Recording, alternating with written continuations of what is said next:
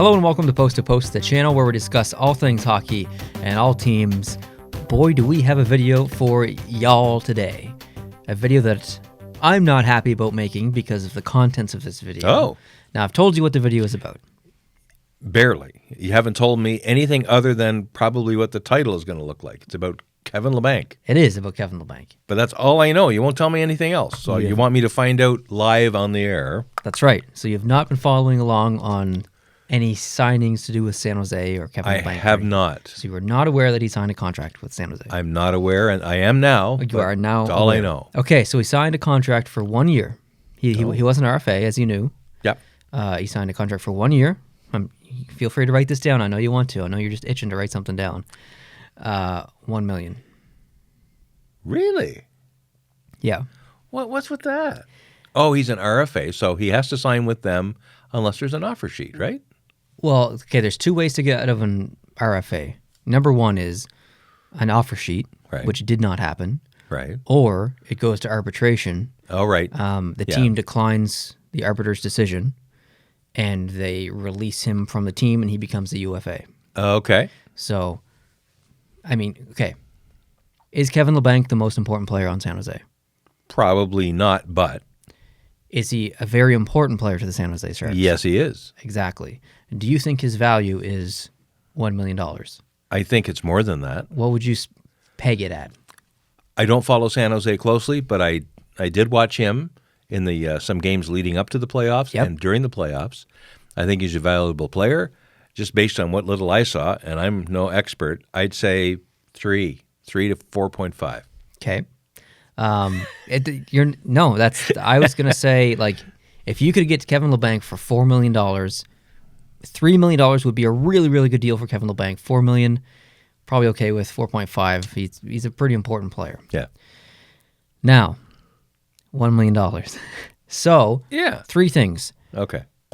Whose fault is it? Is it the team's fault? To me, no, it's not the team's fault. It's not the team's job to give as much money as it can away. Its job is to try and get the best value contract for the player. Of course they're going to sign Kevin Labanc for $1 million. That helps them they're saving basically $3 million in this contract. Yeah. I know it's only for 1 year, but still. So it's not the team's fault. Do you agree?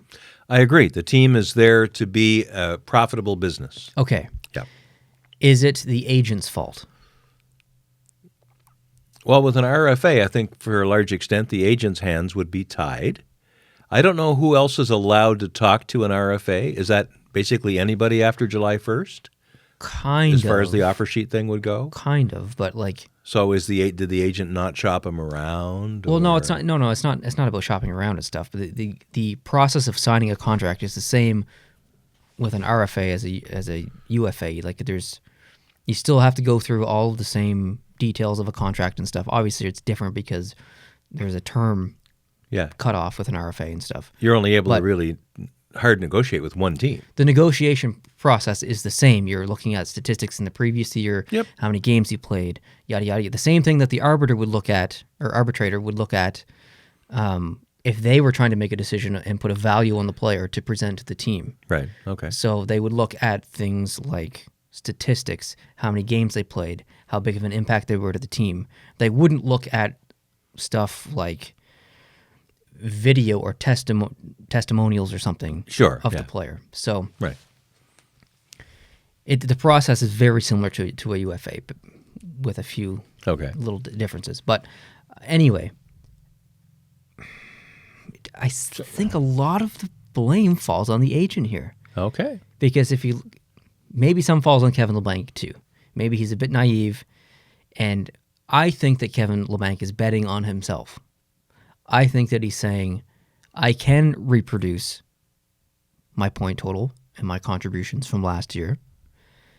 I bet that I can do it again to show consistency, to earn the contract that I really want. So instead of him signing like a bridge 3-year contract for $3 million or something like that, I think he's going to play another year, try and put up another, if he had 56 points last year, put up 56 points at least, try and break it, Be like, look, guys, I can be consistent. I want to play for this team. I'm a good player and I'm an important player to your team. I want a 4 or 5 year contract for $6 million. So he waits a year, proves himself, gets the value contract that he wants for the term he wants, sacrifices 1 year of his career where he's not making that much and also helping the team out.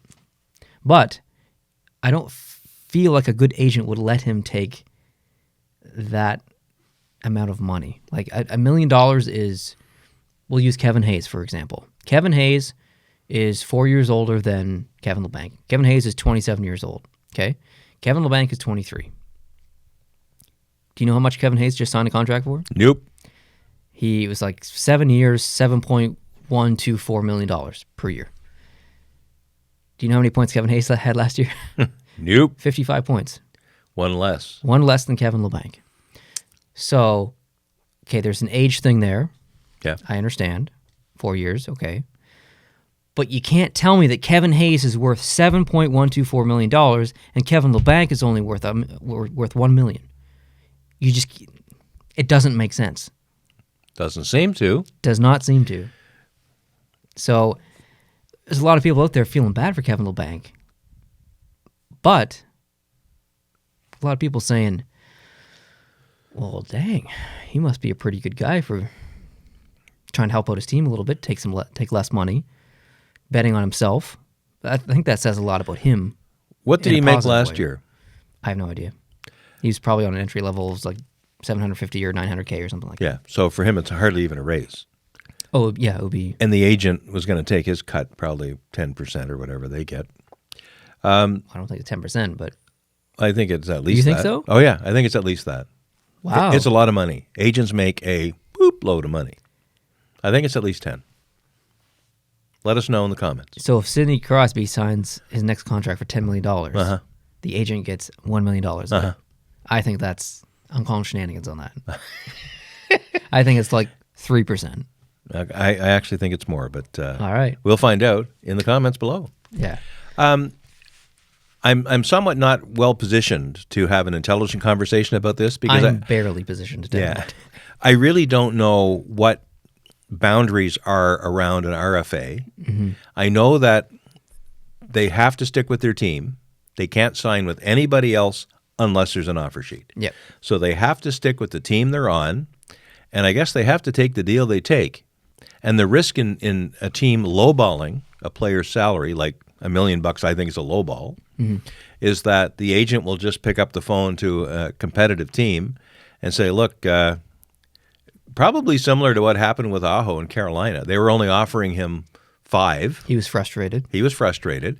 So he gets an offer sheet worked up. This time Montreal was the willing accomplice here for 7.5 or whatever. And then Carolina has to match it, and that's how he got his raise with Carolina. Labanc's agent could have done the same thing. He could have. And shopped him around. And that's a choice Labanc can make. Yeah, and that's the thing. I think either it's the agent's fault and Labanc really didn't know what was going on and now he's in a really crappy situation, or this was Labanc's decision to bet on himself to help the team. We don't know yet. That's the problem. And no one's talked about it. And we might not know for 10 years. Yeah. Labanc might do an interview in 10 years and we'll look back on the situation and be like, oh, so that's what happened. But it could have been not a help the team move on his part. He might have just said, okay, look, I'm stuck with you guys for 1 more year. I know that's how the CBA works, so I'm stuck with it. I can handle $1 million. Basically, my agent gets less because I don't like him. Mm-hmm. But next year, I'm a UFA, and I can talk to anybody. He would still be an RFA. What? He would still be an RFA. How? He's 23. I thought you're only an RFA for 1 year, and then you're a UFA. Nope. I'm calling shenanigans on that. You can sign. Who was it that just signed? There's someone that just signed who was an RFA that will remain an RFA during the next contract. Yeah, it's like 25 and under. You're an RFA based on when you start in the NHL. Oh. So if you start late, then it kind of extends up to 25, I think it is. But if you start at 18, then I think the cutoff is 23. It's only like 3 years, or 3 or 4 years. Is it 23? I don't think it's... I think it's 5 years. You start at 18, and it cuts off at 23. You start at 20, Okay. It's not the 20th. Something like that. All right. Anyway, he will still be an RFA. From what I've read Well, that stinks. after this year. That stinks. Well, I think it does work in his favor a little bit. I don't know. You're only getting $1 million. For me, that'd be amazing money. Heck yeah. Heck yeah. But for him, given his value, and I don't know anything about his market that's available for him, but just watching what I watched and the highlight reels and the talent that he has, yeah, I'm in the $3-4 million range, maybe more than that. Yeah. Why would you do a contract that keeps you as an RFA after the end of the 1 year? Like, why wouldn't you hold out? Because you could sign a bigger contract if you wanted to. Yeah, you could. By generating the offer sheet. The offer sheet from let's say Dallas, or the offer sheet from Anaheim could be a 6-year contract at $5.5 million a year. Mm-hmm. And San Jose would have to meet that right now. But if he did 5 years at $5 million or whatever, we'll say, sure, that's an okay contract. But I think Kevin Labanc's value is above $5 million, we'll say, in 2 years. So the team is benefiting. Like, Kevin Labanc is still playing above his pay grade in 2 or 3 years based on the contract that he signed today. He's betting on himself one more year to prove himself. He's going to get the better contract 12 months from now. But he's still an RFA. Yeah, but according to your story. But he can still make $12 million or whatever. But I don't think an RFA can command the negotiating power. Why not? Unless they do it by way of a hostile offer from a competitive team like Ottawa just got. Well, McDavid signed a giant contract. Yeah. Not that Kevin Labanc is going to be in the $12 million range, but or Austin Matthews range or whatever, but still he's going to have more statistical information on his side to say, look, it wasn't just 1 year, it was 2 years, and I got more points this year than I did last year. It's only going to get better, so... Yeah. My real question is, what other RFAs are going to look at Kevin Labanc and think, well, what if I do this? What if I aligned myself for a better contract in a year if I only signed for 1 year? Because there's a lot of other RFAs out there. And we're coming up on arbitration for a lot of these players. It's depending on date. On certain dates, some players become eligible for arbitration. I have them written down here. I want to read through them. Okay. I don't know why it's different on different dates. I don't know if that probably has to do with their birthday or something, or... Oh, I don't think so. All right. I thought it may be backdated to the original signing of the original contract. Anyways, it doesn't matter. But so who on July 20th, up until August 4th, these are the players that become available for arbitration. All right. So first, July 20th, Joel Armia. Oh. Yes, on July 20th. So basically, he can go to arbitration. The arbitrator will look at his case, come up with a number, present it to Montreal. Montreal will either accept it or decline it. Now, and if they decline, he walks. He walks. He's a UFA then. But a player can only go to arbitration once in their career. Oh, okay. So they have to... Got to be sure. Think about it, yeah. Jordan Binnington, Jason Dickinson, Brock McGinn, Alex Iafallo, July 21st, Andrew Kopp, July 22nd, Zach Aston-Reese, Christian Juice, Ville Husso, Mackenzie Weegar, July 23rd, Evan Rodriguez, July 24th, Oscar Sundqvist, July 25th, Connor Carrick, Jacob Trouba, July 26th, Colton Sissons, July 27th, Sam Bennett, July 28th, Mirko Mueller, July 29th, Pavel Buchnevich, David Riddick. How'd you get Buchnevich out? Easy. And you can't do Marco Mueller? I don't know.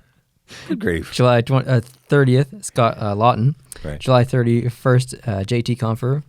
August 2nd, I skipped the first because I didn't include all the names on here. August 2nd, Will Butcher, Charles Hudon, Linus Allmark. August 3rd, Arturi Lehkonen. August 4th, Joel Edmonston, Anton Forsberg, Rocco Grimaldi, which is an amazing name, by the way, and Jake McCabe. Some of these names I kept off the list because they're just unknown RFAs for the most part. So if you were expecting to hear a name on there that you didn't, then that's why. But basically, there's a lot of names on there who could look at the Kevin Labanc situation and think, what's the right decision for me? So who on this list do you guys think could pull a Labanc or could get duped by an agent? I don't know. It's interesting. It changes the landscape a little bit for RFAs that this happened. But like as a San Jose Sharks fan, I'm happy because that's a real cap helper. But at the same time, I want to see my players be rewarded for their hard work, and I don't want to see them being taken advantage of.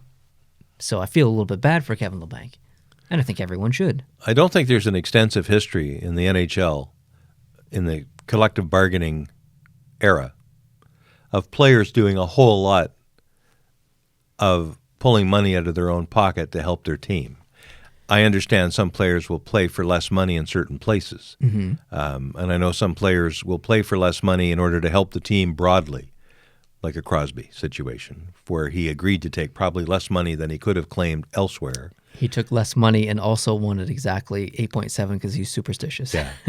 So, there is a history of that taking place from time to time, but I find it, I can see a player saying, for instance, well, I really think I'm worth 5, but I really like playing here. So I'll take 4.5 or I'll take 4, just tack another year on the other end just so I have some job security and I'm good to go. Like I can see a player doing something like that where the difference between what they want and what they get is maybe 20% or something rather than 300%. I think we saw some of that just in the past week with Tampa Bay. Yeah. So. Yeah. I don't know. Can we agree that it's still way less than what he should be paid? I think so. Okay. Yeah. Cool. And frankly, I think that some rookies, I know there's an entry level thing where they all get the same amount, and it really helps teams out. It allows teams that drafted high because they did poorly the previous season to get elite players at a very good cost for the first couple of years. But I don't think that's fair to the players. I think players should be market-placed earlier so that they can command the kind of money like the Hugheses. The Hugheses. Jack Hughes, Quentin Hughes. That's just an interesting word. Hugheses. But the Hugheses are actually 2 of them. No, I know. It's just... So it actually works that time. But Cuckoo? Just kidding. Kako. We know when McDavid was drafted, even when Crosby was drafted, we know that these people are elite players and they should be able to negotiate, I think, better deals when they first get in the league than they've been able to under this bargaining agreement. So you would think that we would have less Nylander and Mitch Marner situations? I do. And I think that would force teams actually to make more sensible decisions about what they do because they can actually hide this talent well under their cap instead of having to make the tough decisions early on. Mm-hmm. If you're bringing on an elite player who's going to want, let's say not make it a free fall. Let's make it like instead of capping them at $700,000 or $800,000, make it $2.5 million or something. Okay. A team will have to make some decisions about the old guard when they're bringing in a new elite player. Like a draft-happy team like New Jersey who wins the lottery knows that they're going to get like a super-duper player, a multi-million-dollar player for a fraction of that cost. I just don't think that's fair to the rest of the league, and I don't think it's fair to the player. Just saying. Interesting. Yeah. Well, let us know down in the comments how you feel about that whole situation with how young generational players are paid and what they deserve and when they deserve it. So interesting. Yeah. It's almost a discussion for another video a little bit. Maybe so. Probably dive pretty deep into some theories and concepts of how they should change things. But yeah, guys, thanks for watching. I really appreciate it. Let us know down in the comment section how you feel about the Kevin Labanc situation. And if you agree or disagree with us, and what are the names on this list that I read off of the other RFAs do you think could potentially take a little bit less money to stay where they are? What do you think, Patrick? Yes or no? Don't poke Patrick like that. He's a shark. He hasn't. Well, he was a shark. He has an opinion. He has an opinion? What's his opinion? Looks like it's yes. Oh, okay. All right, guys. Thanks for watching. I appreciate it. And we will see you in the next video. Adios.